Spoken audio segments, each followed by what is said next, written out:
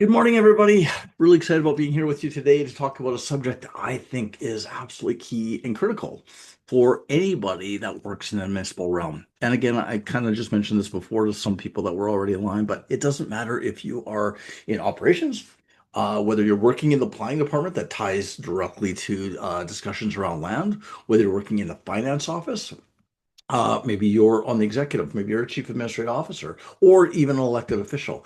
Everybody should know certain aspects of land when it comes to municipal government. And again, I'm going to go through a lot of content today that'll explain the why.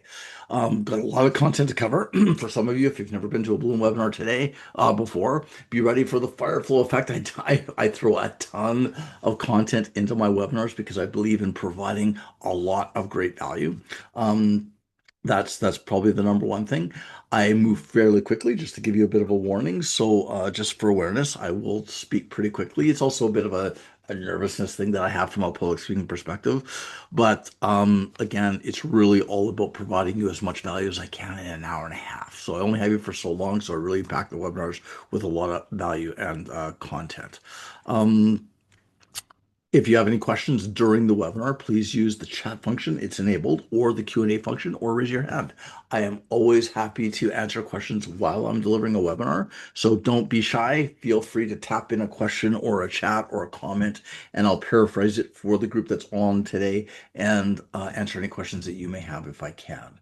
So getting into some of the content, everybody knows me, so I'm not going to go over my bio today. I will say this. Really excited about this. We had a bit of a hiatus for a couple of, well, about a year and a half or so, dealing with some family challenges. But I can't wait. Next month we're back. We're delivering our in-person courses again. I'm going to be in Edmonton, Saskatoon, Vancouver, and I'm really excited about this one, Niagara Falls. I have my barrel ready. I'm going to go over the falls. I'm kidding, of course, but really looking forward to getting back out there with our courses. We are delivering leadership, operating budgeting, long-term financial planning, and in the Edmonton area, the capital budgeting and long-term capital plan courses. And just a little bit of a plug, these courses are all rated well over 95% excellent by the attendees that come, and I'm a lot more fun in person than I am online. So looking forward to hopefully having some of you there. I limit the class courses. It's a real interesting experience. Everybody gets to interact. And again, I hope to see you at these courses. So that's it. Moving along. Today, we're going to talk about the subject of land.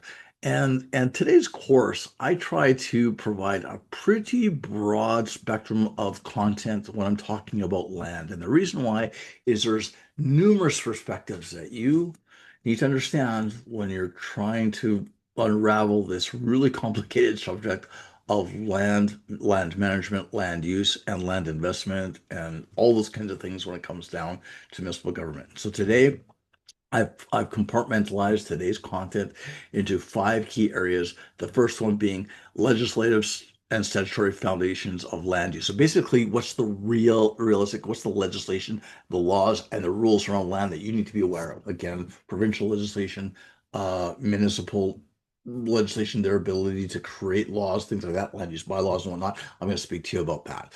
I'm then going to talk about understanding land from the municipal perspective. And so this is where I'm going to do a bit of a deep dive into understanding land from the pure municipal realm, basically. I mean, what does land mean in a municipality?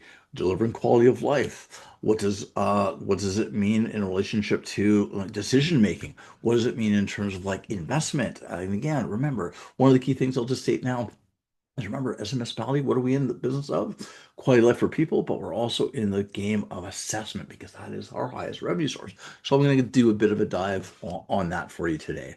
I'm going to talk about the cost of growth and budgetary implications. People that have been online before know this about me. I'm a budget guy, so I spent a strong 10 years of my 27-year career as a budget officer, as a budget coordinator, and ultimately then later as the manager of financial planning for Strathcona County, where I ran the operating and capital budget process. I was also chair of the Development Levy Committee, just so you know, for a little while. And that gave me a lot of experience in relationship to the next piece that I'm going to talk about, which is offsite basically development levies, calculations, and risk. So I'm not going to do a super deep dive on the calculations and risk because again, that's probably a webinar unto its own. And if you're an all access pass holder, I do have a webinar that you can watch at any time, 24/7. With your pass, you can watch the webinar. And I go through basically the deep dive of calculations and how it all works from a legislative and legal perspective. Finally, I'm going to talk about land from a governance oversight and leadership perspective because in the end, land really is something that in the municipal realm really ties into strategy. It also ties into decisions. It ties into politics. I mean, when you look at a typical municipal agenda, and I could pull off agendas from basically municipalities all across Canada at any time. And what I would say normally, on average, some are more, some are less, but an average municipal agenda, probably 50% of it often is tied to land use. The land use planning group and sometimes the engineers that work in a municipality, they spend half their lives in council meetings because of land use issues, bylaw issues, SUB issues, subdivision authority issues, all kinds of different things. And so land really does dominate sometimes the politics and the governance of the municipal realm. And so I'm going to speak a little bit about that today. So again, any questions or any thoughts, feel free to ask as I'm presenting the content. And as I said, we got a lot to get through today. So I'm talking about I'm going to talk about this in relationship to the Alberta world, but here's the thing. I'm often asked this when I'm looking at any webinar that I do or any course, realistically, legislation, provincial legislation is legislation is legislation is legislation. Municipalities, I've read every act, by the way. You may not believe that, but I have in every province across Canada. And on the most part, there's certain nuances in the legislation from a provincial perspective, but on the most part, they're very, very similar. And so the examples are actually still relevant. When we're looking at the provincial authority, we want to remember that we are basically, as municipalities, a child of the province in a sense. And so basically, within provincial legislation, it allows for the authority of municipal planning, subdivision, and development control is all noted in provincial legislation, and basically kind of the rules, the what's and the ifs and everything else around planning and development is set in provincial legislation.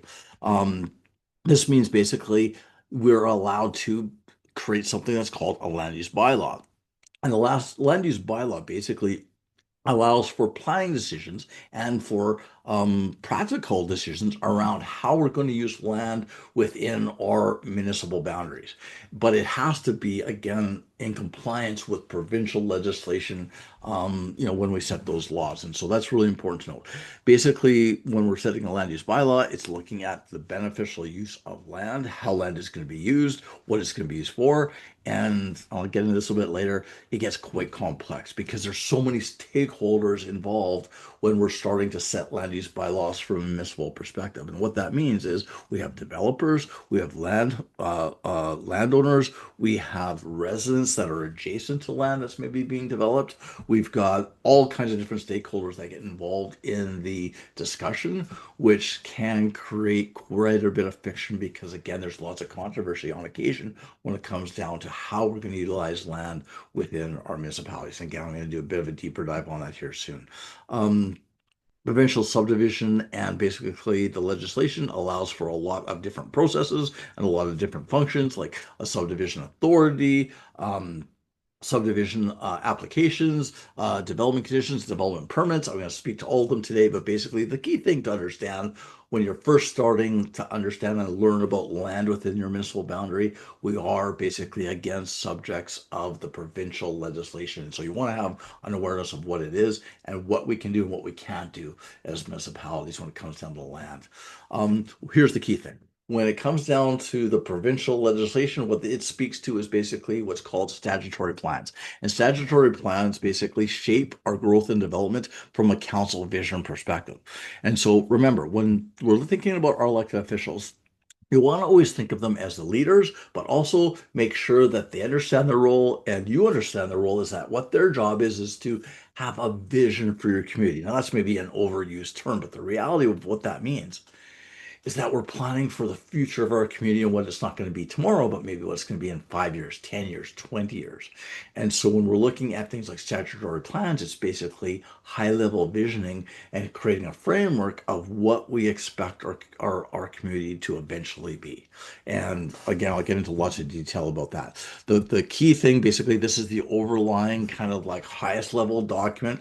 In a municipality, we have a strategic plan, and under the strategic plan, we have a number of different plans, like a long-term financial plan, some master plans, and we have something called the municipal development plan. And the municipal development plan is basically a output of the strategic plan, but gets into more detail in terms of what we expect land use to actually kind of result in. And so they're usually mandatory in terms of municipal development plan.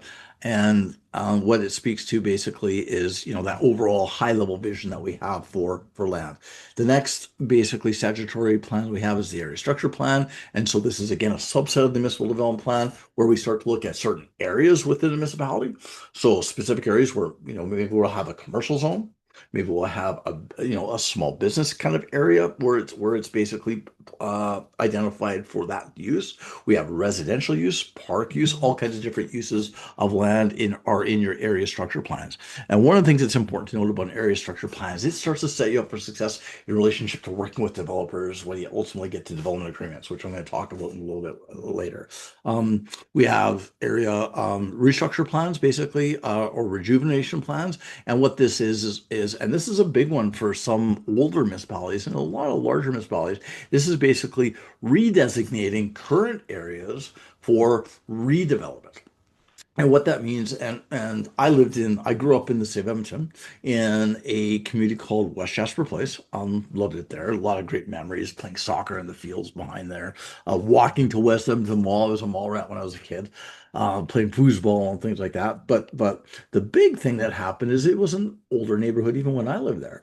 But now here we are 25 years later, and it has gone through what basically we call a rejuvenation period of where old houses have been, and the lots that they were on have been redesignated or earmarked for basically redevelopment. And what that means is the houses got knocked down. And what we saw is kind of like, as everybody knows, this term now, skinny houses, or sometimes duplexes, or even maybe higher, three, fourplexes go up. And essentially, we've had densification in some of the older neighborhoods in the Edmonton area. Very controversial, to be frank. I mean, it's a really big deal when we start talking about rejuvenation and redevelopment plans, but it's something that you want to be aware of. Again, it's part of a statutory plan. Then we have IDPs, intermunicipal development plans, basically cross-boundary coordination, and this is municipalities working together. I'm going to be facilitating an intermunicipal development plan and regional cooperation next month with the municipalities in Saskatchewan. I've been asked to come facilitate and help support them in their planning. And basically, what it is when municipalities start working together, it brings huge opportunity from a development for commercial industry, larger business kind of development type of opportunity. Rural areas have the advantage of having massive amounts of land that might be very good for high level industry that we don't want to necessarily have near urban areas, where urbans have the advantage of basically densification and again leveraging infrastructure and things like that. And so when urbans and rurals work together from an IDP perspective, then great opportunity occurs for municipalities in relationship to assessment, generation, and attraction of business and residential growth. So something to consider. We'll get into it a little bit more later. So, I'm actually kind of on a bit of a sell here because I really believe in intermunicipal cooperation, by the way. So again, when we think about the legal framework for land use in Canada, basically, and as I mentioned before, we fall under the provincial legislation. Municipal councils can adopt plans like your MDP, your area structure plans, area rejuvenation plans, and then ultimately your land use bylaws. But again, it still has to coincide and listen to it and adhere to the rules and regulations and basically the legislation that's been set out by the province. Okay, individual property rates might be limited, but only what's considered necessary for the public good. That's a really important concept to recognize when you're thinking about land. Legislation is not intended to be restrictive and basically be, we are big brother, we are controlling how you use your land. That's not what it's intended to do. It's intended to consider the greater good of the public on the whole. This can be controversial though, because what landowners think is right for the public on the whole versus what maybe the legislation considers, or maybe the municipal politicians think. Sometimes they can be two different things, and that's where we sometimes get into what I call controversy when it comes down to land development. And so it's really important to note that the legislation is intended not to be restrictive, but is intended to consider what is in the greater interest for the public. Now, I'll give you an example of this. For example, I happen to know because again, I worked in a municipality called Strathcona County, which was super successful and it's awesome at attracting industrial growth for the industrial heartland area up near the Fort Saskatchewan Bruderheim area. It's within the boundaries of Strathcona County, but within the planning for that, it was very, very restrictive, and they were very careful and responsible in relationship to boundaries in terms of how close is this industry going to be to heavily densified, basically residential areas. Again, you don't want heavy industry because of the possibility of pollution, possibility of disaster, possibility of it basically being a nuisance. You don't want industry right next to a residential area. So that's really important to note. If you happen to ever go to Houston in the United States, they have a very different way of planning for industry. Their heavy industry is right next to residential areas. And so it's basically, what was considered public use and maybe some of the legislation and maybe some of the environmental restrictions is very different when you go from municipality to municipality to municipality. And so again, something to consider when you're understanding these things. Again, land use planning is structured to be fair. It's structured so that there's predictable growth and controlled growth, so things don't just happen that we're not expecting and not planning for.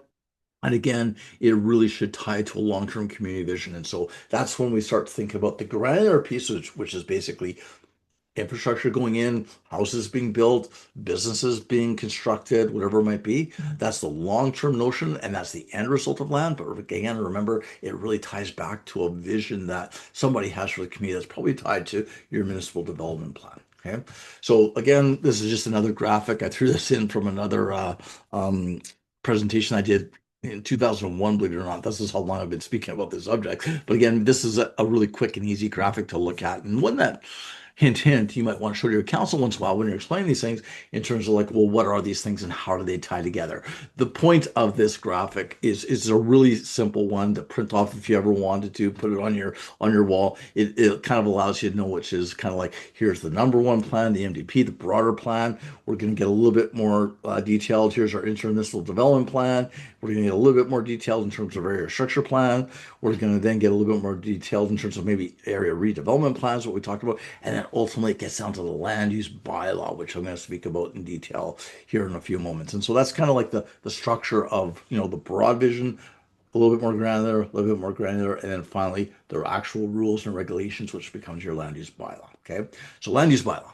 So this goes from policy to regulation into basically into action. And so the land use bylaw and land use bylaws can be very controversial in municipalities. It's something that takes a lot of debate, a lot of discussion, usually a lot of work on both administration and council's behalf. But this really, in a sense, turns land from vision into realistically, the rules and regulations that allows developers to actually develop the land and for things to actually be built and for it, become reality. So basically, the land use bylaw again is under the provincial legislation in every act for every province in Canada.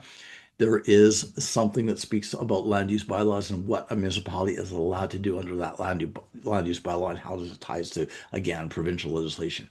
It regulates land use and basically your zoning, your districts. So when you're looking at a land use bylaw, again, if you think of a map of your municipality, you want to consider what are the different uses of land that we have. We have park space, we have residential, we've got business commercial, we may have heavy industry, we have different types of land use that have been identified codified. And usually a land use bylaw in its appendix will have a number of maps that tie to different uses that we expect for different areas. The reason why this is so important is, again, kind of like I had mentioned before, is you're going to want to basically leverage infrastructure and also consider things like safety and health and environment in terms of like how close you want certain things to be to each other. For example, you're going to have residential areas and you're probably going to plan maybe a business park near there for people to go to work. You might also plan for basically what we consider retail type of commercial business in around your residential areas so people can easily get to grocery stores, get to shopping amenities, those kinds of things. It'll maybe even speak to trails, walkable community, all kinds of different things. And so the land use bylaw really, again, starts to get land visioning into reality.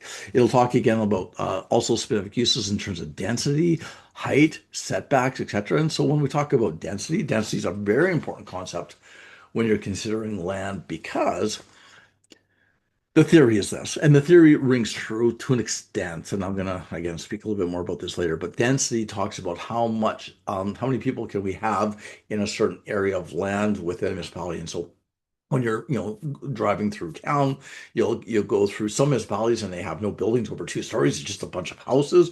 That may have been something that was restrictive in the land use bylaw. We don't want tall buildings in our municipalities. Some municipalities don't want them. You may go to a different municipality. Vancouver is known very much for its really fantastic planning in relationship to sustainable communities. And in those municipalities, I went there last year, year before with my son. It was just a great trip. I'm going there again, Coquitlam. Can't wait to go there to visit Vancouver again because it's a beautiful place. But they have really high buildings and a ton of density in terms of residential development. But one of the key things, again, smart growth concept, is that at the bottom of those buildings, there's a component of retail commercial that was basically put into the land use bylaw, so they don't just have a bunch of residential tall buildings. They actually have things like grocery stores, retail, everything that you need basically to live in a community is basically within walking distance, because of the way that they restricted their land use bylaw and the way that buildings could be built. So again, there's an example of density and basically use. We then have things like height restrictions. Again, a big thing about height can be, a lot of people don't think about this. Sometimes it's like height, basically not in my backyard. We don't want a bunch of tall buildings because maybe it ruins the view. Paris, France is a great example. You see the Eiffel Tower, and then you never see another tall building. That's actually a restriction they have under their land use bylaws. Is they don't allow tall buildings in Paris because they don't want to ruin the view. The other reason is when you have height, you then have the challenges from a fire department perspective because again, you need things like ladder trucks, you need specialized training, all kinds of different things. And so when you're looking at tall buildings in a municipality, especially some smaller municipalities, you always have to consider your ability and capacity to handle disaster or a fire if something happened, right? So again, there are a lot of concerns there. Things like setbacks is important. Another one is parking. If you get tall buildings, well, then you have to have a certain amount of parking. I've dealt with this when I was in the town of Bruderheim, putting an apartment up there. A lot of restrictions around parking, lots of challenges there. So again, remember, a developer is going to want to leverage the land the best that they can, which means selling lots and utilizing the land for basically income generation. Parking itself doesn't make the developer a lot of money, so they'll really push back when it comes down to parking restrictions and things like that when they're starting to plan their developments. And so it's something you want to just again have knowledge of when you're maybe working the game. Okay. Again, the land use bylaw implements the NDP and the area structure plans. So again, remember, the land use bylaw basically is where the rubber hits the road in a sense when you're looking at basically the visionary plans of the NDP and the area structure plans and everything else. The land use bylaw is where these things come to become real. And really important to note because again, it's one thing to deal with theoretical information. Sorry, I just got to turn off the sound of this, my second phone. Um, it's really important to note that when we work in municipal government, we do have to deal with reality. And again, if you're going to be a good chief administrative officer or a director or even working in finance, you always want to ground yourself in the fact that there's all these great visionary plans like a strat plan, engineering master plans, MDPs, and whatnot. But we also have to ground ourselves into at some point.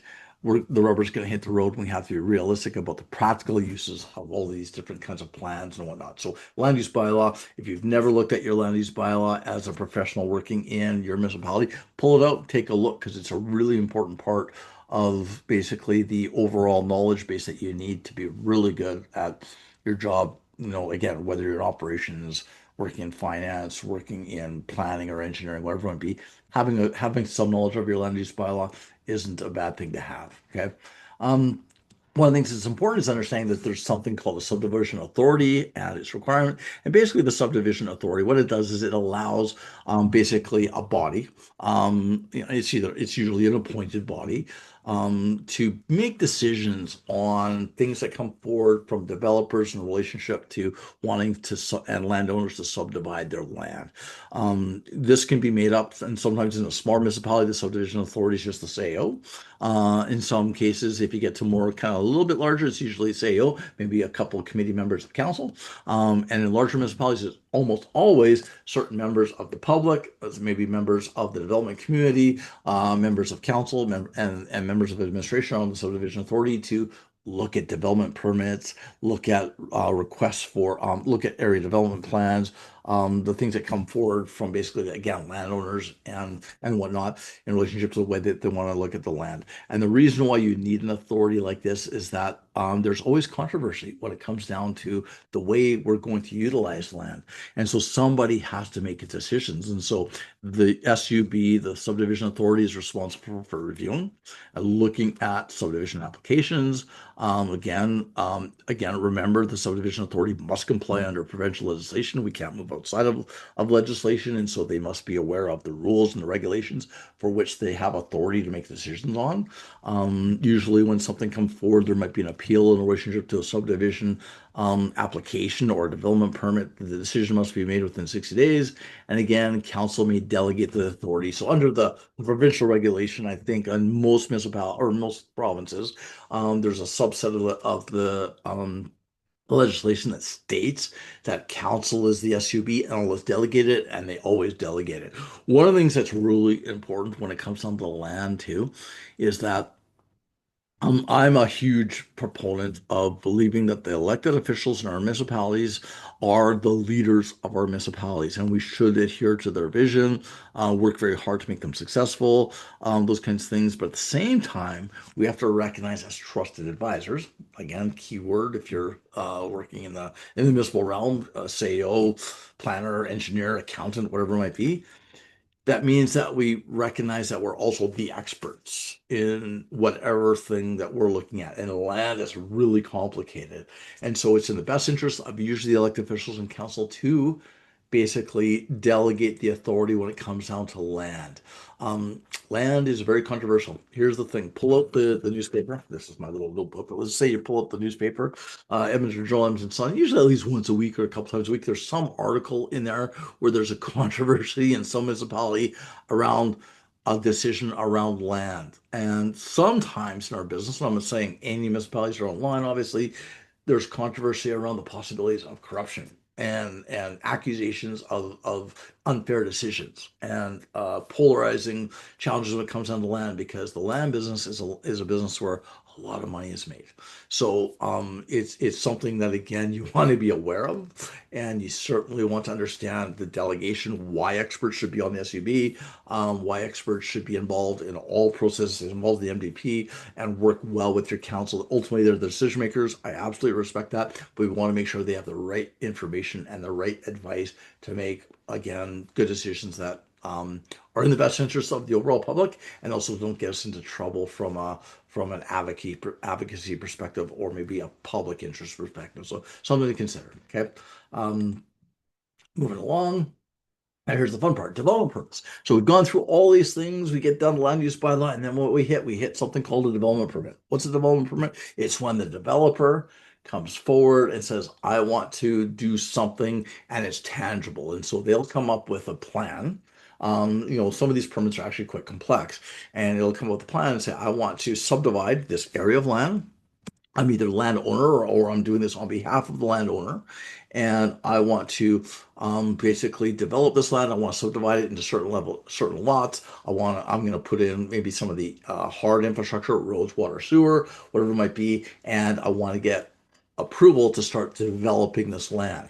Because once I have approval to start developing land, then I can start doing the work too, create the vision for it, start marketing it, and start putting in the hard infrastructure that increases the value of the land and makes the lots sellable. So this is a really important consideration. The development permit will then usually result in a development agreement that I'll talk about here and again in a few moments. That's the legalities. Trust me, if you're going to get into the development game and you want to understand things as a municipal professional, understand the law, get a good lawyer, and be really good at putting together development agreements. Because trust me, if there's any area in municipal government, remember I'm a finance guy, where you can lose the municipality millions of dollars, and I'm talking about this in a literal sense, it is the development basically game. And the reason why is because infrastructure cost is significant when it comes down to development of land and developers.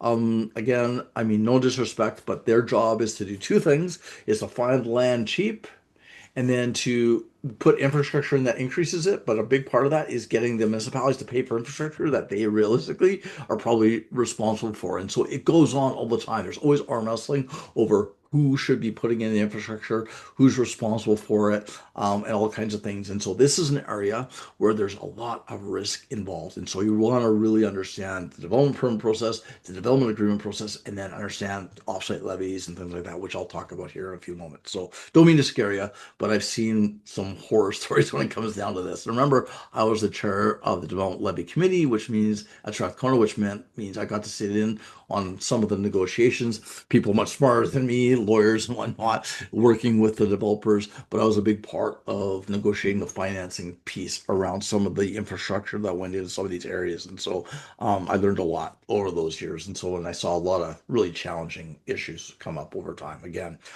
By the way, I just want to make this one statement before I go on. I'm a big fan of developers because without developers, our communities wouldn't grow. They wouldn't become vibrant. It's just, again, we have to recognize that it's intended to be a good relationship, but you want to be realistic in that relationship because again, there's always going to be some friction around who pays, how things are going to look, and everything else. And so I'll get into it a little bit later. So reserve land requirements. This is another part of legislation.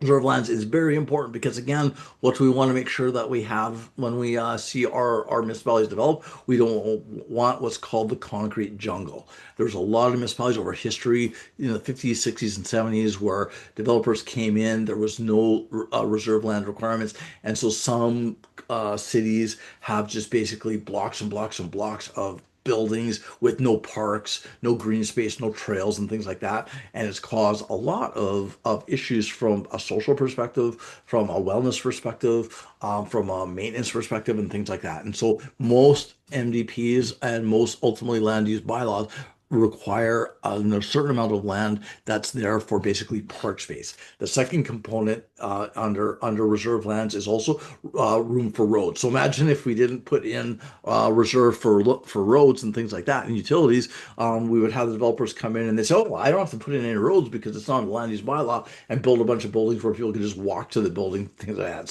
So again, there's got to be some areas identified for this is how much space we need for roads and utilities. This is how much space we need for basically for recreation, possibly park space, and this is how much room we need for things like schools and other amenities. And again, remember, the developer himself is going to take a look at their plot of land, and their job is to sell land. And so they're going to push the envelope in terms of like wanting to not have too much reserve because they can't sell a park, they can't sell a plot for a school, and those kinds of things. And so it's part of the negotiation. So again, you must be, aware when you're looking at land too. There might be areas where there might be issues with flood, might be issues with, basically how the land is kind of like scaled, whatever it might be, and you want to consider those things when you're looking at your reserve land requirements, so that again you don't get yourself in a position where the municipality becomes liable for flooding and things like that because they didn't consider basically the scope of the land. This is engineering and environmental experts that will look at these things, but something you want to consider when you're looking at the development of your community. Okay. Again, reserve dedication to support livable communities. Like, behind the home I live in, there's a beautiful park with a spray park. I can walk with my dog. We go on trails in the area that I live in. We'll go walk to the environmental area. It's beautiful, birds chirping, whatever, in this wetlands. Those were all part of the negotiation and part of the land use bylaw and basically from the reserve land requirements. And so it makes the community I live in very livable and enjoyable. And so this is kind of the things that you want to think about when you're starting off, again, considering these issues and working with the developers on these types of things. Okay. Section one done. Now, section two, understand land from the municipal perspective. Now, here's a bit of a different way of thinking about things. Land is a strategic municipal asset. Um, its use will affect our service delivery. It will affect basically our costs. And one of the big things, it affects our tax revenue. Remember, as municipalities, we have our main revenue source is property taxes. And property taxes is tied to assessment, which is tied to land values, right? And the values of whatever's been constructed on those lands. And so when we're starting to think about the land equation and look at the bare land, you have to think of it from the opportunity of assessment generation, and just all kinds of things. And again, like your service delivery, your infrastructure, again, densities, the way that you clear snow, public transit, walkable communities. There's all kinds of considerations when you start looking at land from a livable community perspective and a service delivery perspective and a quality of life perspective, because ultimately the residents are our clients. Okay.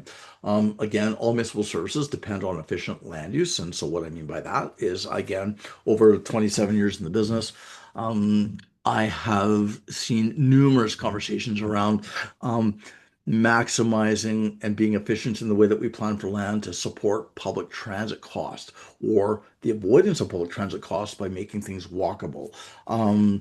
There's been all kinds of discussions I've seen in terms of our ability to clear snow. The more dense our municipalities are, the more people we can fit into an area. That means that there's less basically sprawl, and that means less infrastructure to maintain, less area to clear snow from, less grass to cut for a footprint of X amount of people. So again, there's a theory that more dense communities means less cost. It's kind of true.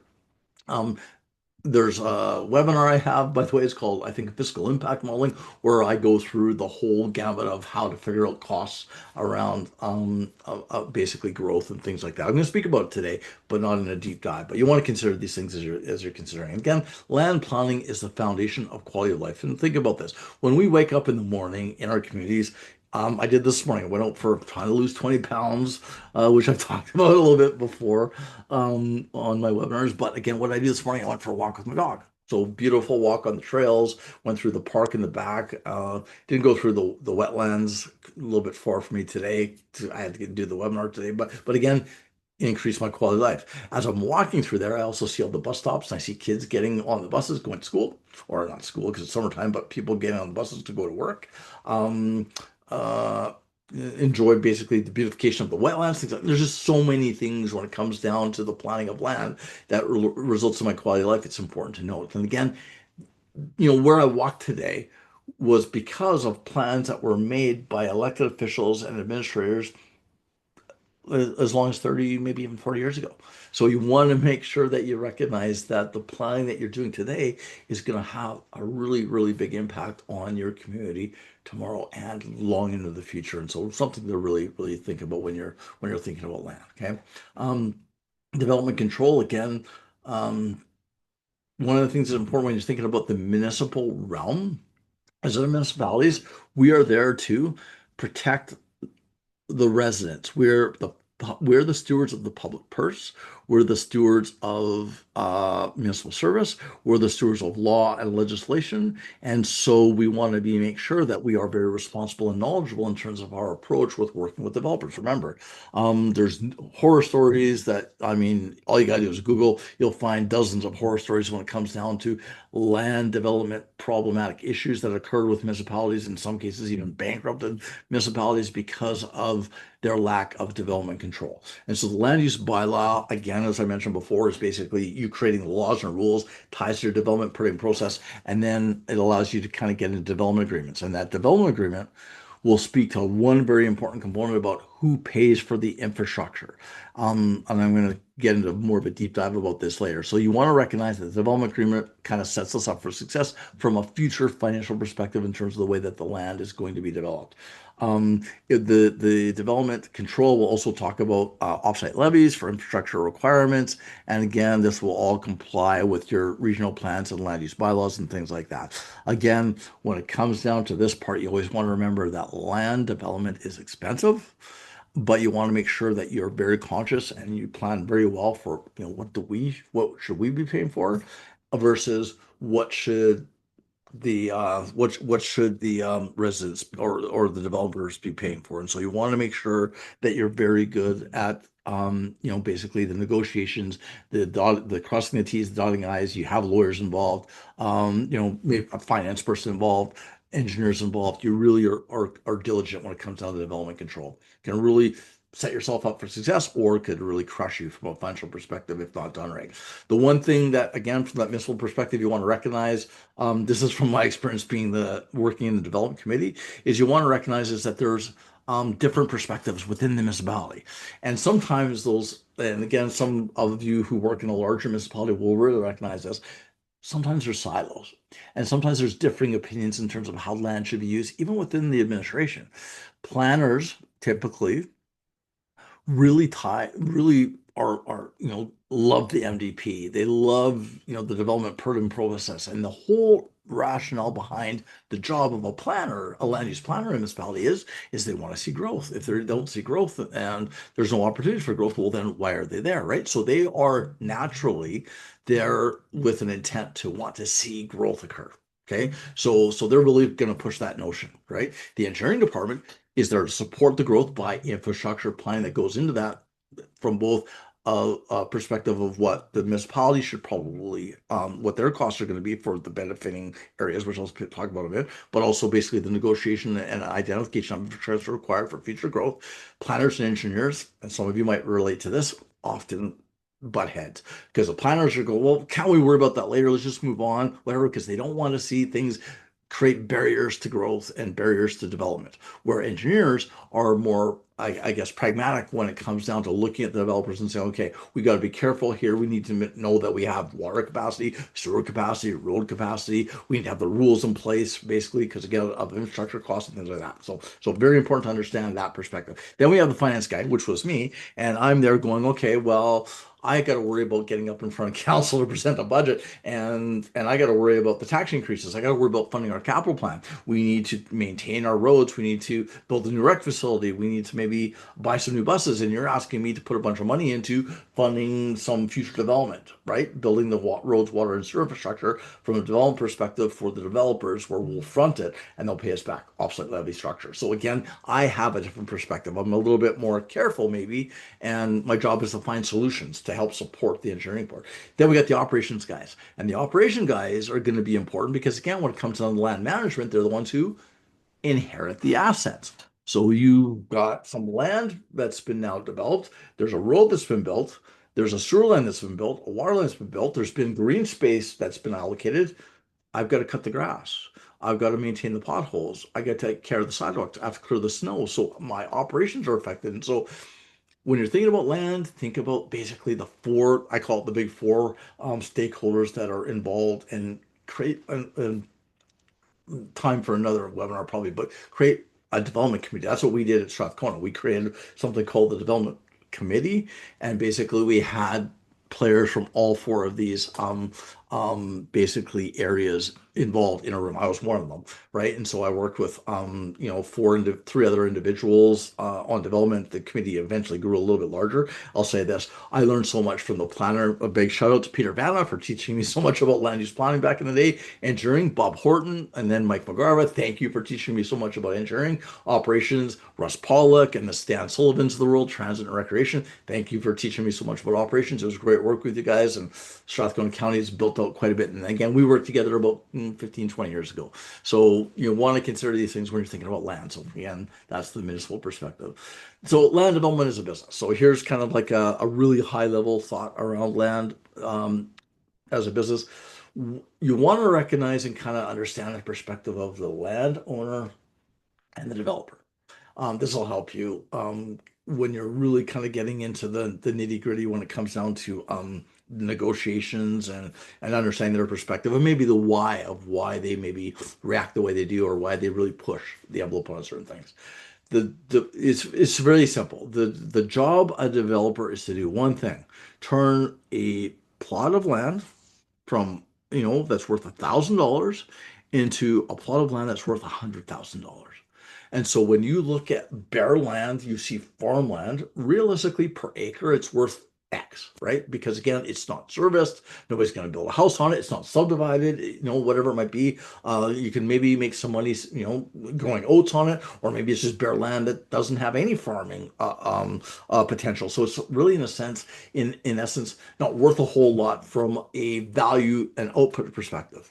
The developer's job is to buy land like that and then market it, service it, subdivide it, whatever it takes that eventually somebody will buy a small lot and build a house. And so their job is to take that land, buy it cheaply, put it in infrastructure, and then that increases the value substantially. Just as interesting, the we always hear and see things about again all the tech billionaires, the Bill Gates, and everything else. But realistically, the wealth, the number one wealth generation asset is basically investment in real estate. And so developers are somebody who actually is in one of the top percentages in relationship to wealth generation in terms of as a business. That said, probably about, I think the stats is like maybe 10% of people who get in the development game actually survive it. It's a tough business, a very tough business. And maybe I'll speak about that a little bit later. But that is kind of the gist of it. You want to understand their perspective. They're there to turn land into something that's basically valuable. And again, they do that through, again, vision, through planning, through rezoning, subdividing, and then eventually servicing and then selling a plot of land again. So again, municipalities must understand the developer incentives. So developers are there to basically, make the land valuable. The other side of it, again, and I'm going to get this later, is the big thing that really makes developers a lot of money is also convincing municipalities to pay for infrastructure that they should be responsible for. I'll do a deeper dive on that in about 5 or 10 minutes. So when we're thinking about land from that municipal perspective, remember we want to think about things from that smart growth principle. And again, there's all kinds of buzzwords out there. This is one of them, but it's important to note. So when you're thinking about smart growth, it's things like how are we going to have mixed uses? Remember, we don't want to have that concrete jungle where it's all residential and there's no commercial amenities or retail or things like that. So people have to get in a car and drive to a grocery store. Again, lots of municipalities back in the 40s, 50s, 60s made this mistake, and it caused big issues from a sustainability and livability perspective for residents living in those areas. And so you want to think about your mixed uses. You want to think about things like walkability, so that again, environment, health, whatever it might be, walkable communities is important. So planning for trails and things like that.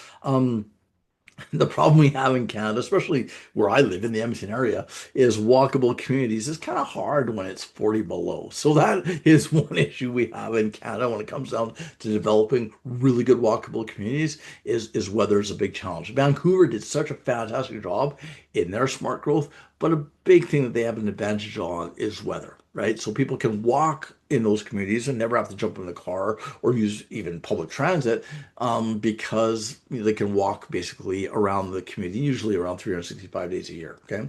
When you're thinking about smart growth, you want to think about transportation opportunities. Again, busing, train, LRT, those kinds of things is really important from, again, a sustainability perspective and from an environmental perspective to get us off the fossil fuel world, right? So again, transportation is part of smart growth. Compact form, meaning densities, is important. Again, fitting more people into a small area, less servicing cost per capita kind of thing. That's best compact modeling. And then obviously green space preservation, right? So again, beautification, health, wellness, those kinds of things is what I talked about, environment. So those are the smart growth principles you want to be aware of as a municipal profession. Okay. Now, how am I doing for time? Not bad. I know it's pretty quick. Hopefully, you're enjoying it. Now we're going to get into, again, a high level piece on cost of growth. I will say this: when it comes down to understanding cost of growth for municipal land and development and whatnot, I'm going to humbly say I'm an expert in this. And the reason why is that when I worked at Strathcona County very early in the late 90s, early 2000s, the strategic plan, all the things that were considered important, growth was considered a really big part of sustainability for Strathcona County long term. So basically, our marching orders was to learn how to grow. And because of that, I was very lucky to be given some professional development opportunities to learn about how to figure out what the cost of growth is. Fiscal impact modeling is one of the buzzwords I'm just going to put out there. And I learned from one of the best, Daryl Howery, applications management, and Drina Schneider from applications management kind of taught me how to do this. And that's a company I really respect and I really like their work. But what it comes down to when you're looking at cost of growth is as we add roads, water, sewer infrastructure, it basically means adding capital that we have to maintain.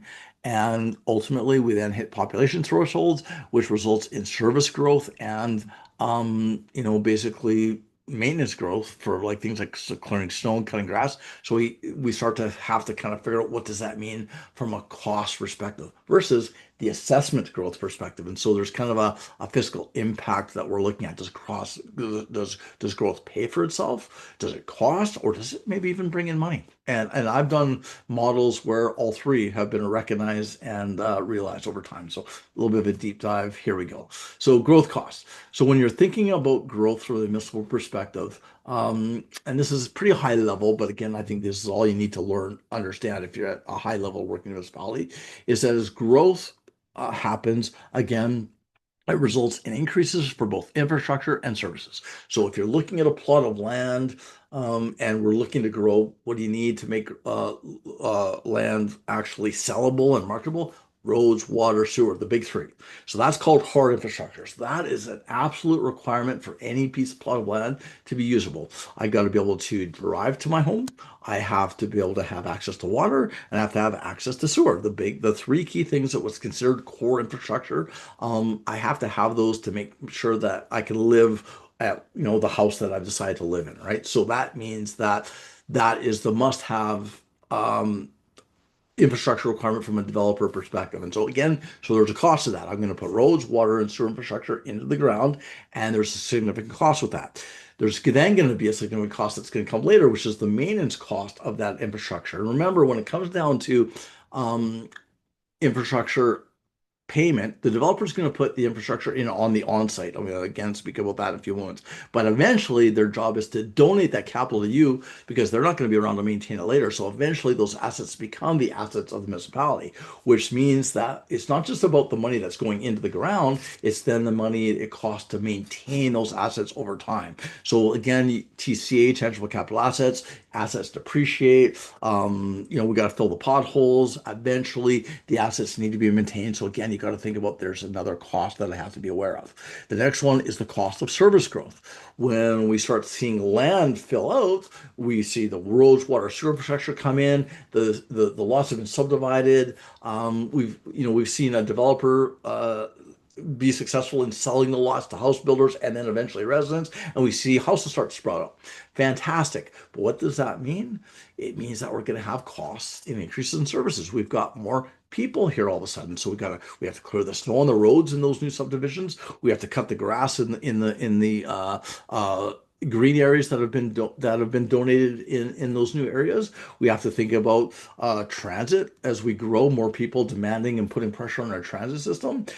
We have more parks, we have more playgrounds. In essence, we have more service demand because once you put the assets in, the people come. If you build it, they will come. We have to serve the people. So family community services, recreation programming, uh, um, of transit, whatever it might be, all kinds of what we call external facing services that support people each and every day, emergency services, whatever it might be, we have to consider that those growth costs are going to increase too. Okay.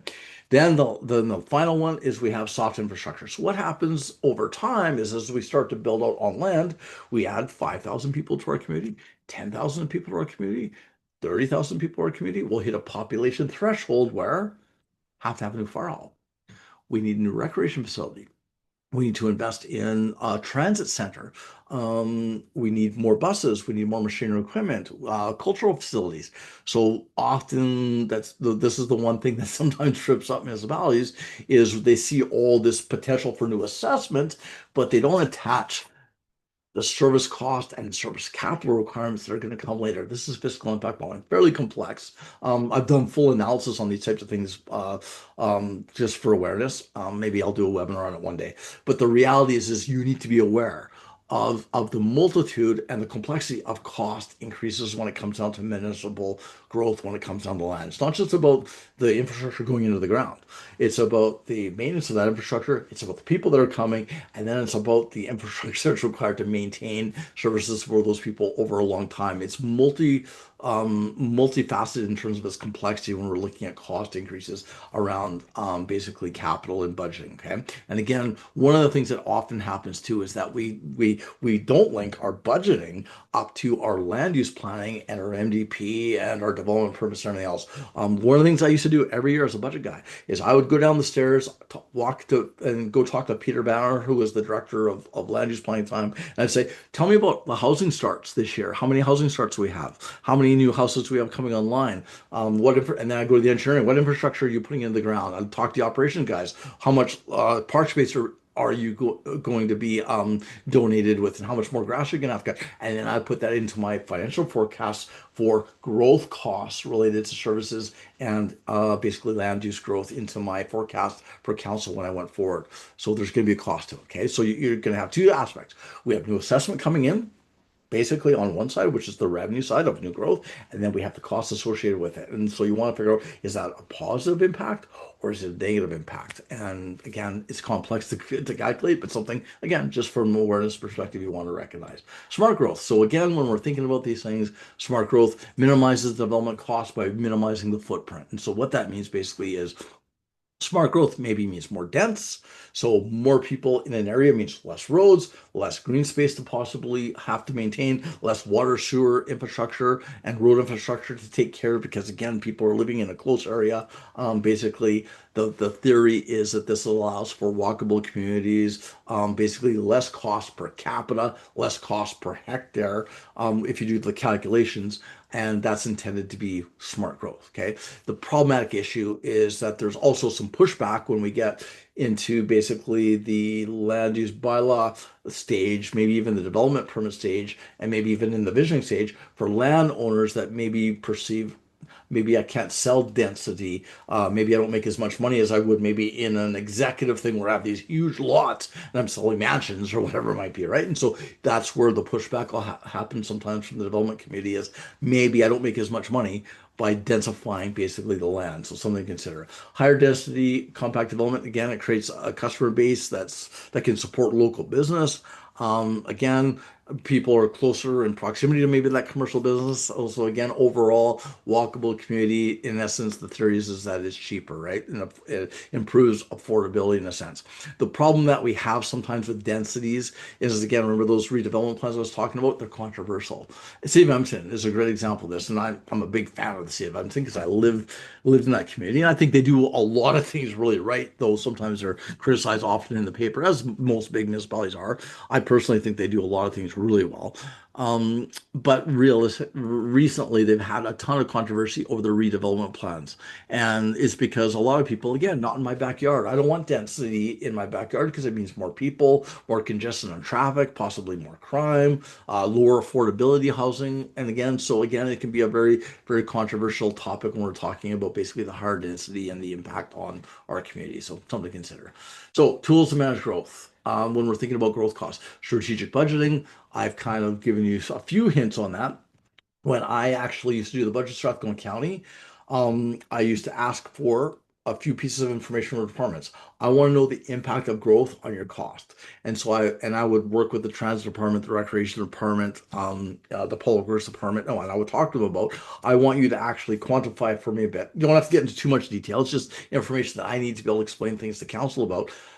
I want you to tell me the impact of the new green spaces that are coming in terms of your cost, more grass cutting, more fuel requirements. I want you to talk to me about, the cost of additional maintenance that's starting to come on because you're inheriting the roads, more roads to maintain, things like that, more sidewalks. I would actually ask for statistics around that, and then I would strategically budget and make sure that when we went to council, we would talk about the impact of growth cost, and I would kind of match it up to the assessment cost. Okay, so things like that to consider, and that ties to my financial planning and budgeting. We also want to take a look at reserves again for planning for future maintenance. So, any we have reserves, reserve policies, which again I've got a webinar on. I talked about this year when I look at like basically reserves for maintenance of our capital assets, so let's say roads, maybe we have a reserve for maybe replacing our fleet, we have reserves for taking care of our facilities. I look at the growth of our community related to again land use planning. So I know that my reserves have to go up because again we're inheriting more assets.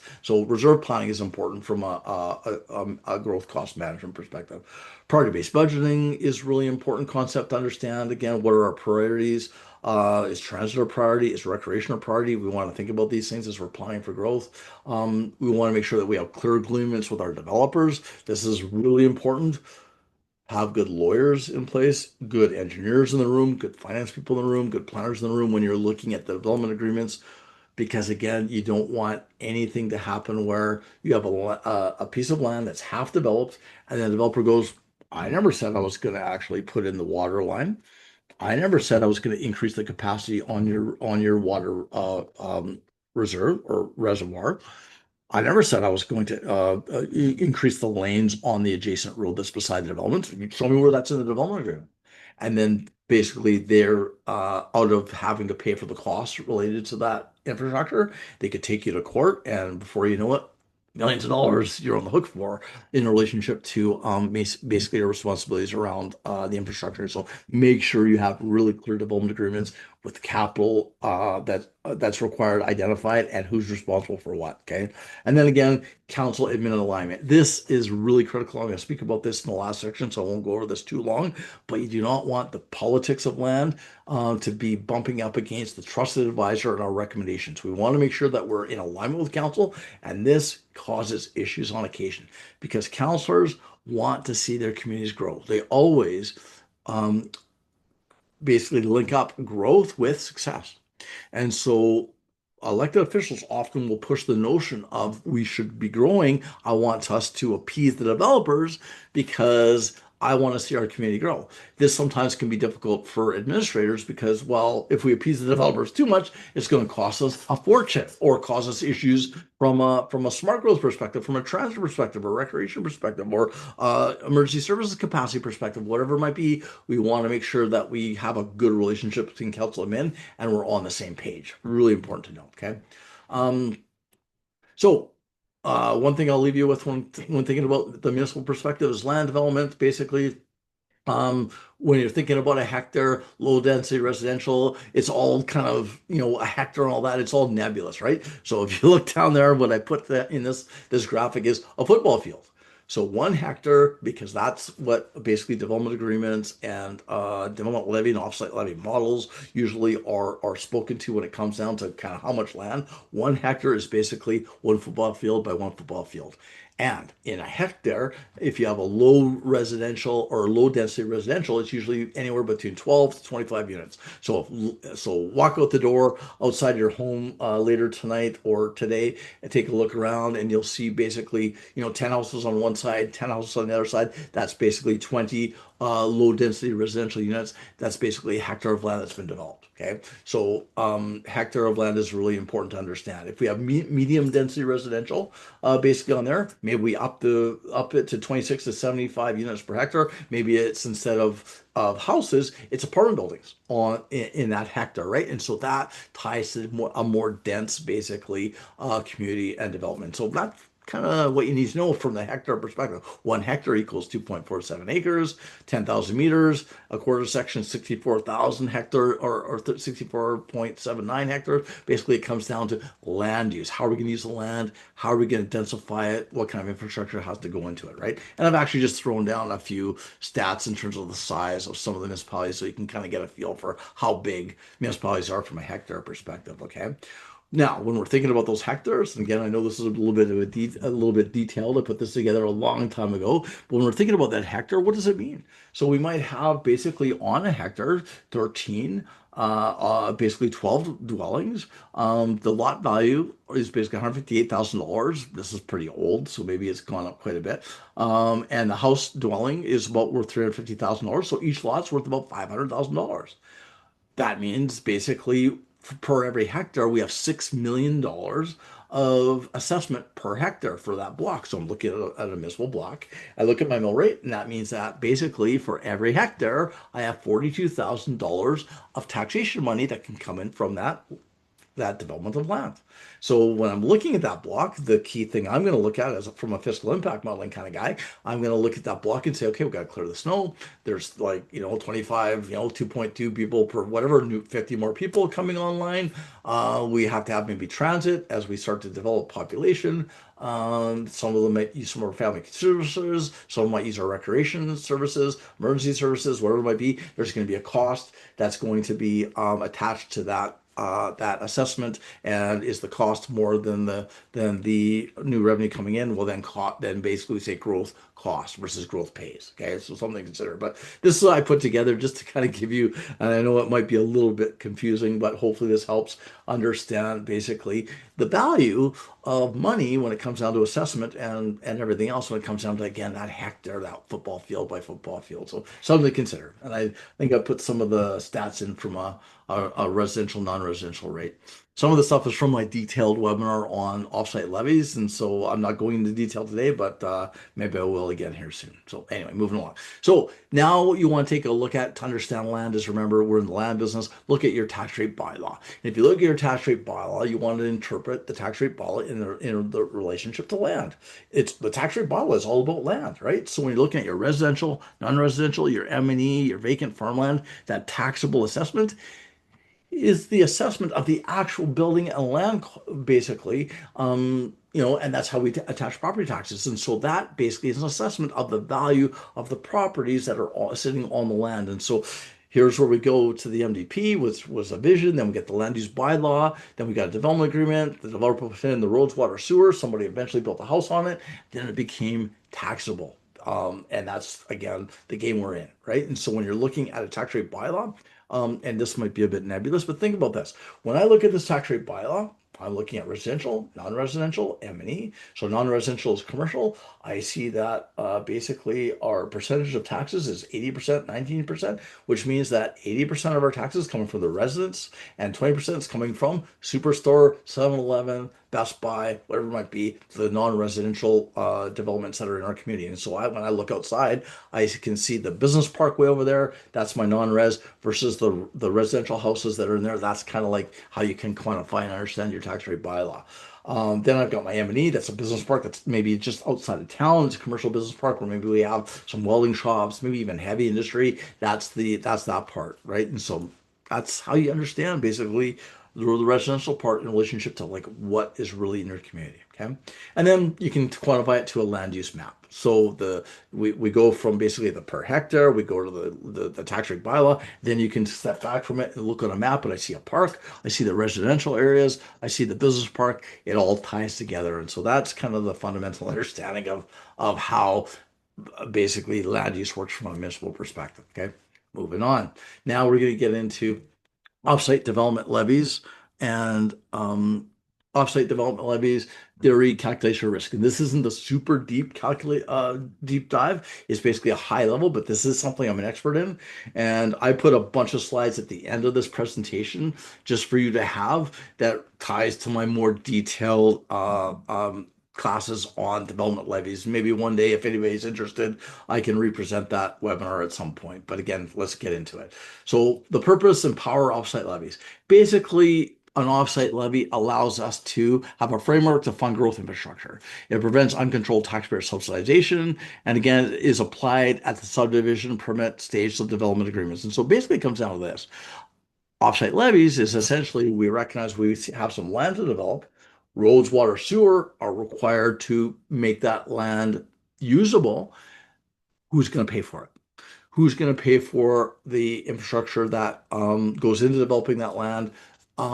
Is it going to be the developer or is it going to be the municipality? And I know a lot of you might be thinking right now, well, why would I pay as a municipality? There's a concept called on-site versus off-site, which I'm going to explain here right now. What you have is basically you have what's called off-site infrastructure and on-site, and it's exactly what it says.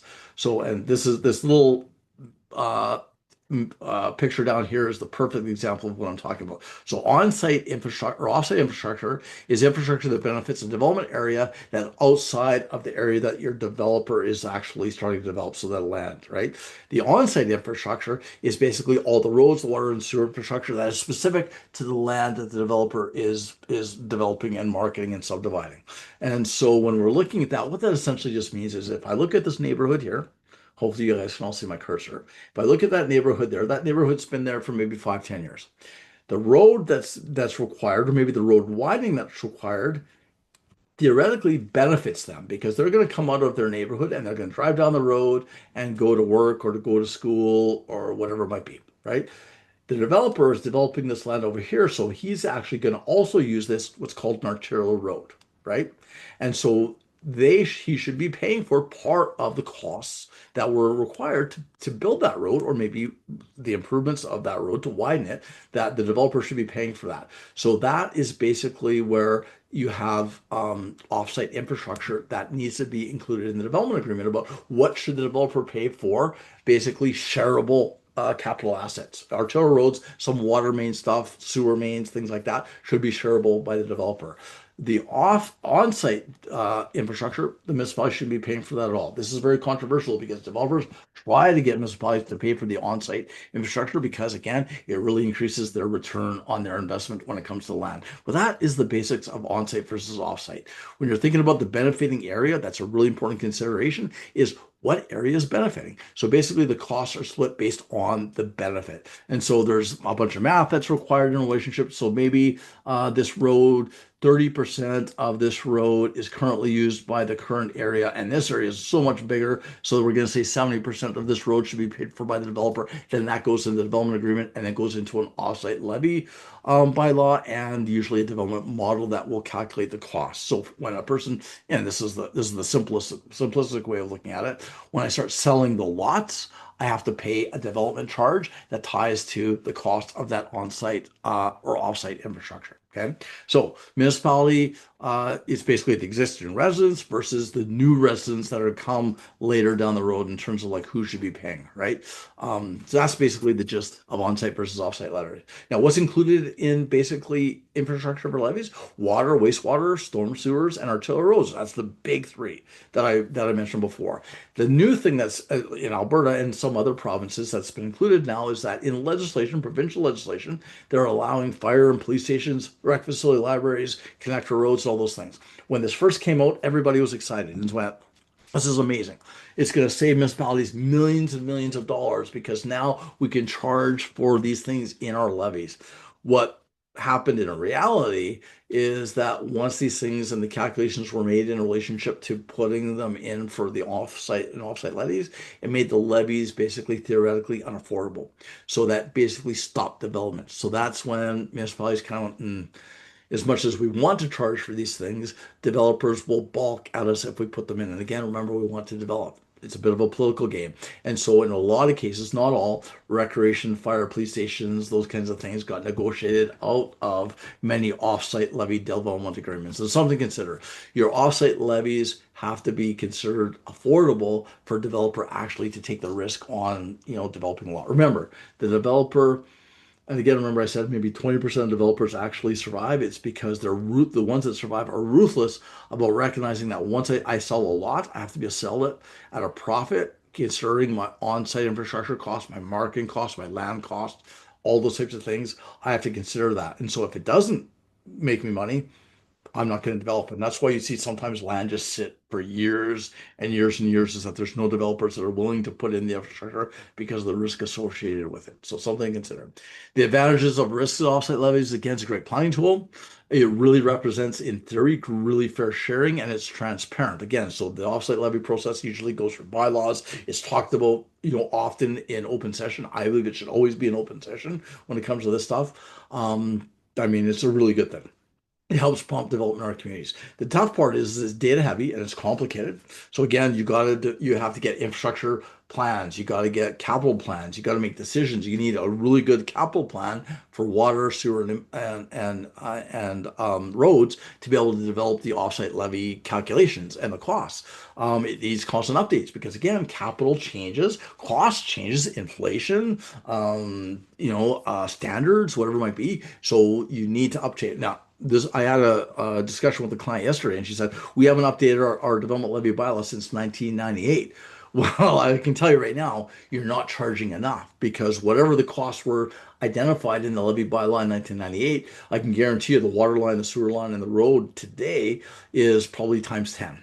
Right. So the charges that you're charging the developer that's going into the bank and the reserves, you're going to be severely under funded when it comes to actually putting in the road or the water or the sewer infrastructure. And so that's where risk gets really inherent when you're putting these things together.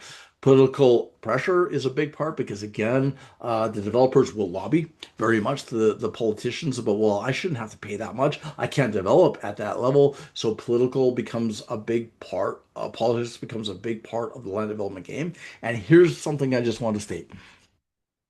I'm pro development. I love working in communities where I see development occur. It's fun. It's fun to see new people come to the community. It's fun to plan for new rec facilities, new fire halls. I love ribbon cuttings. I love to see growth. At the same time, I believe growth costs should be very transparent.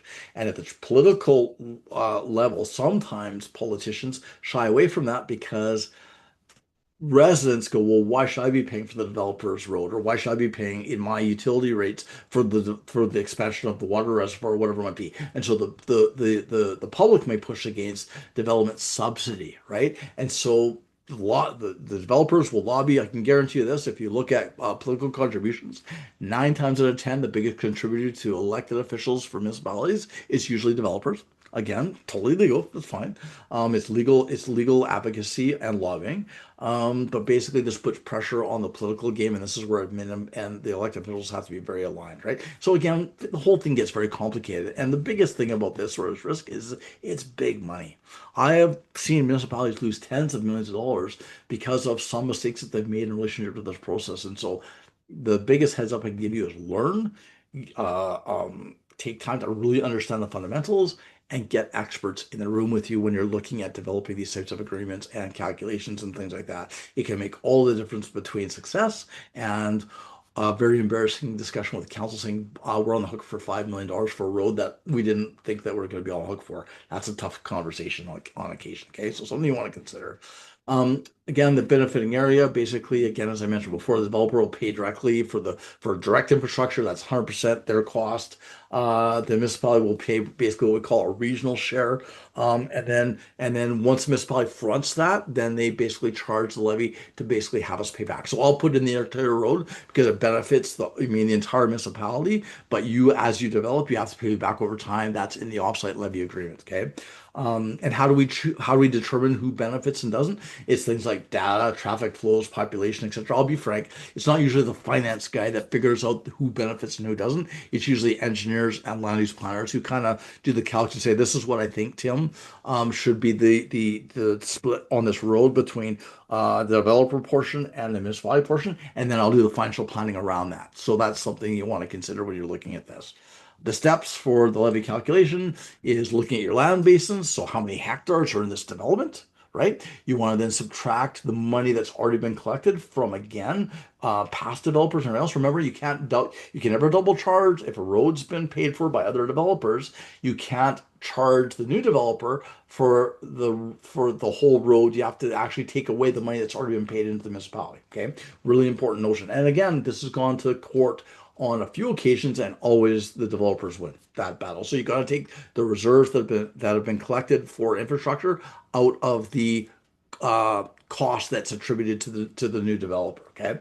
Apply the capital, like so the roads, water, sewer, how much should be in this basically land basin for developing it, and then in the future look at future inflation, future grants, and future debt. And this is where offsite levy bylaws really falls down, is that they get set. There's so much work that we leave them for 5 years and we don't inflate the capital costs within the levies. And then basically we're on the hook because again, it's a development agreement, it's a legal agreement. You can't claw back inflation that's been missed.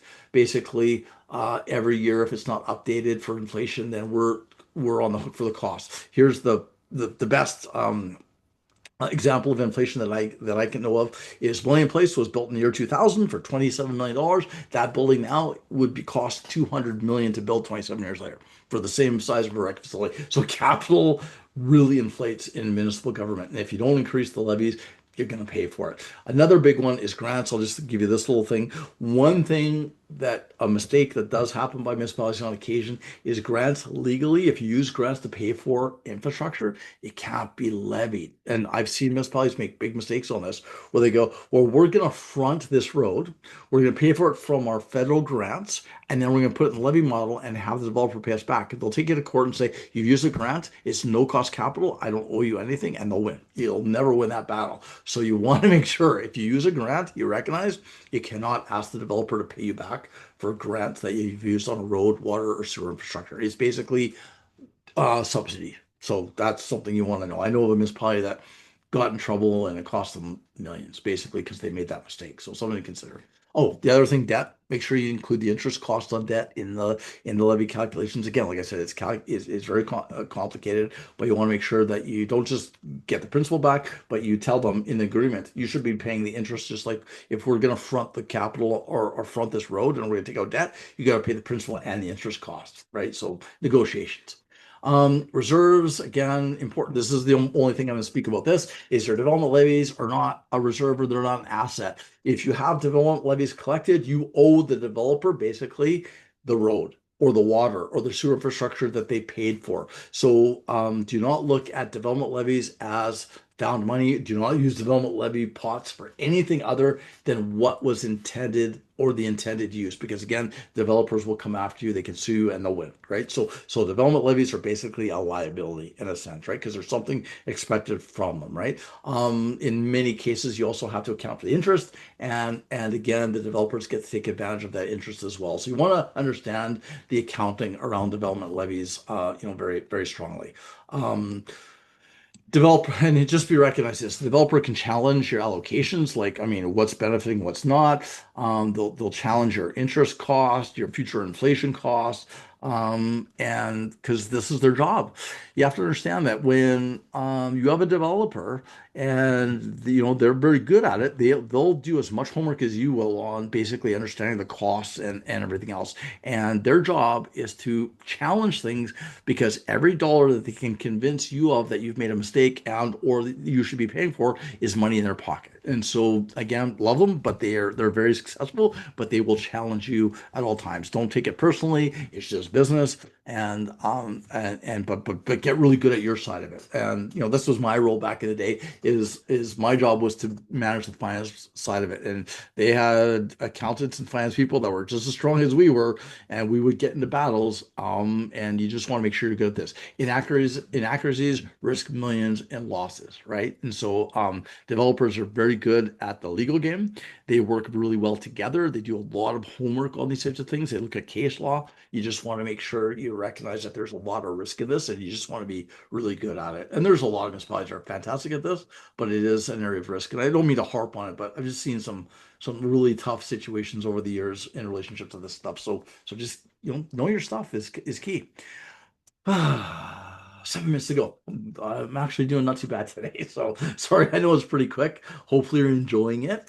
Now we're going to get into governance oversight and the leadership piece about this. And so I will say this, I'm a big sentimental guy. Anybody that knows me really well knows I love municipal government.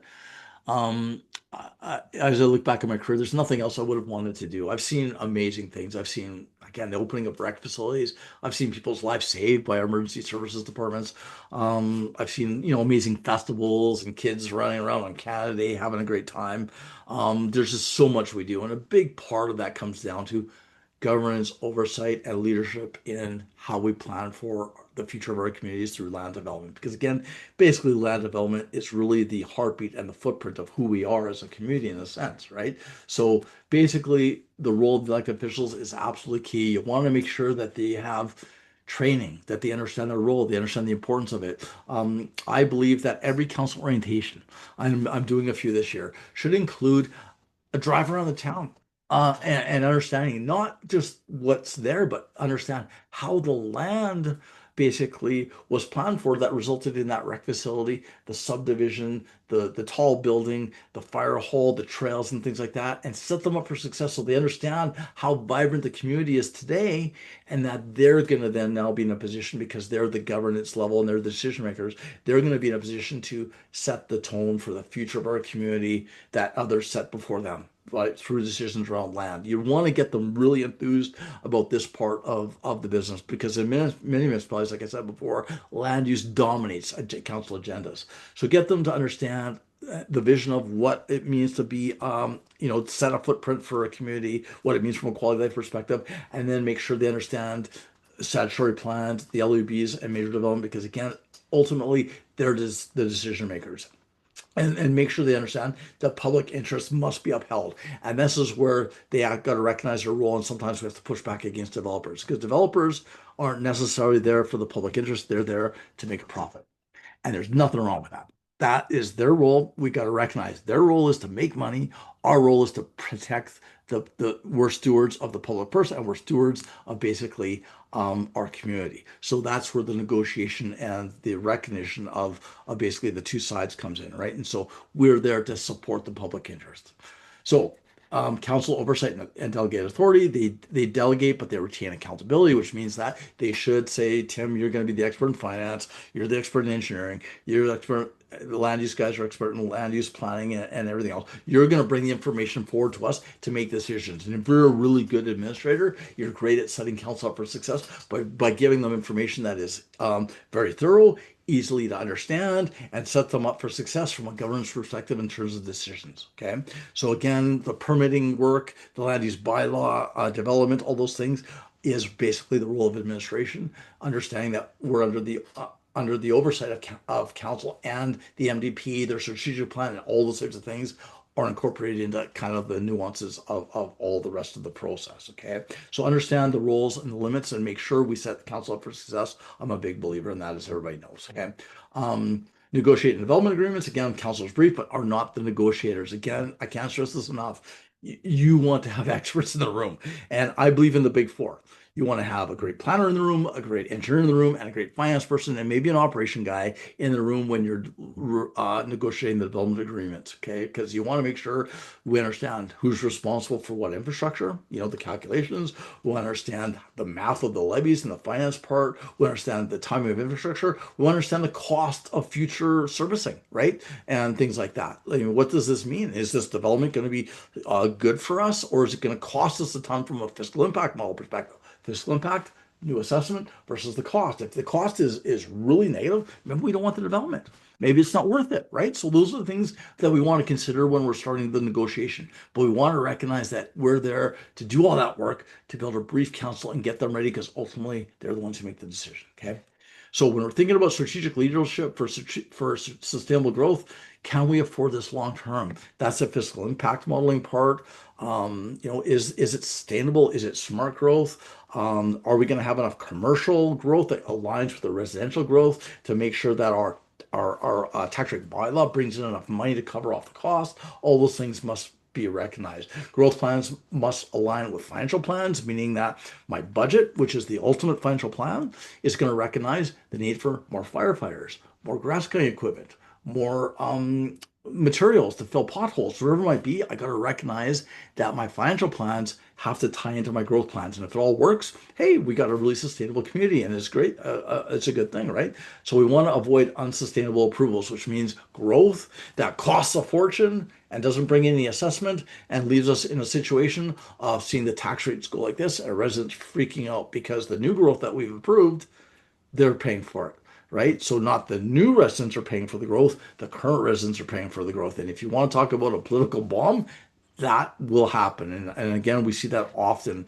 in land use growth. One of the big ones that's probably the easiest one to understand is the building of Rogers Place for the Oilers and the new arena in Calgary for the hockey team. Again, those are developers that are negotiating infrastructure being built that the taxpayers will pay for, and we ask, is it for the public benefit and those types of things. So again, very, very controversial front page paper type of stuff. We want to make sure that we really do our homework when we're making these types of decisions. Okay.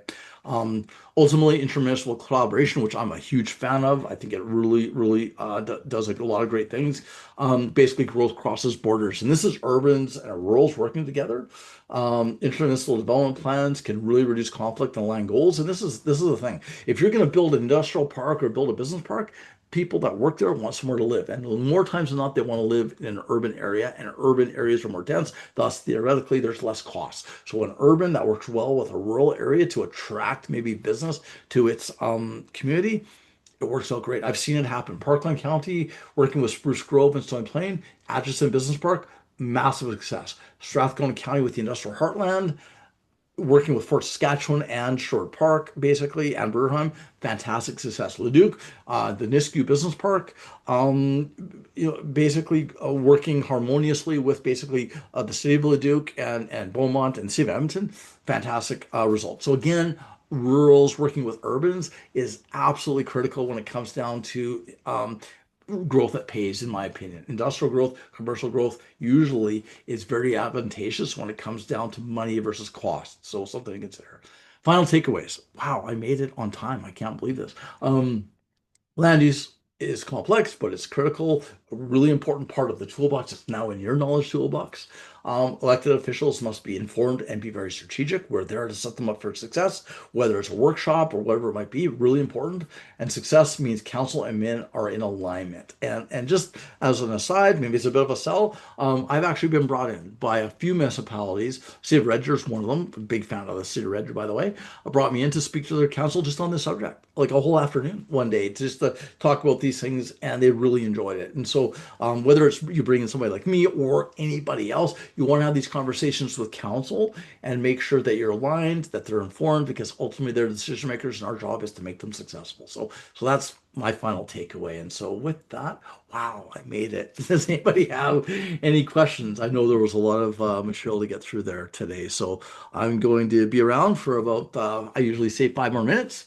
If you have any questions or comments, use the chat function or the Q&A function, or raise your hand and I'll answer your questions. Not seeing any just yet.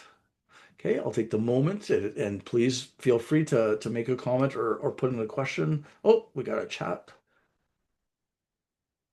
Greetings from the city of Calgary. Sonny, thanks, guy. Thank you so much for a very comprehensive, compact, meaty, free webinar. No problem.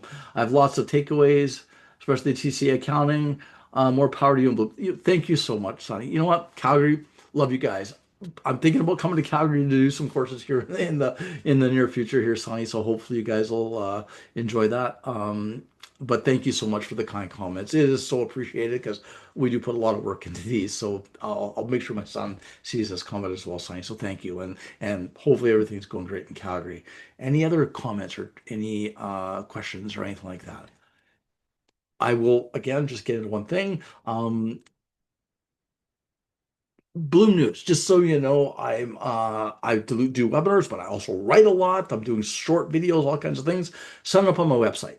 You will have access to our new YouTube channel where I'm putting on free videos, and you'll have access to our newsletters. And here's something that might surprise you. I've got 7,500 followers on LinkedIn, and we're pushing almost 15,000 people signed up to our news on our website now.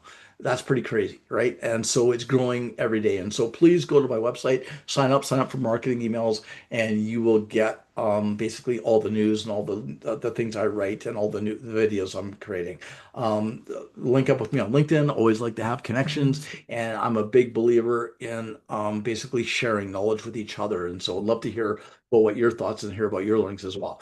That is, by the way, the vice president of basically stress relief for the Bloom Corporation. That's my dog Bloomer. And so she's a big part of our team. Love this dog like crazy. And again, Bloomer says connect. So, and please, if you have a chance, please come to one of our courses. Call me about group rates. Call me about our early bird rates because they're actually very attractive. Love to see some of you in Edmonton. West Edmonton Mall is a really neat place to visit. I was a mall rat, as I said. If you want to come with your family or some friends from or colleagues from your work, please join us at our leadership, operating budget, and capital budget or operating budget and capital budget courses. I'd love to see you there. The same courses, if you go to my website online, you'll see the same courses planned for Vancouver, Saskatoon, Saskatchewan, and Niagara Falls. And so hopefully we see some of you at maybe one or two of these courses. I would love that. Like I said, give me a call. We have some great early bird discounts and group rates as well. So with that, oh, and then here's a bunch of slides for you I put in just about the details. If anybody has any questions about the detailed calculations, feel free to get a hold of me. I'm always willing to talk to anybody about this stuff if you're interested. If you want to really know about the math, and I've got all kinds of Excel models I built over time. And so, not seeing any questions, not seeing any hands raised. Going once, going twice. Three times. Thanks, everybody. Really appreciate your time. Hopefully, you enjoyed today's webinar. I really enjoyed putting this material together for you. And can't remember what my next webinar is next week, but hopefully we'll see you there. So, anyways, thanks again for joining us today, and bye for now. Have a fantastic day.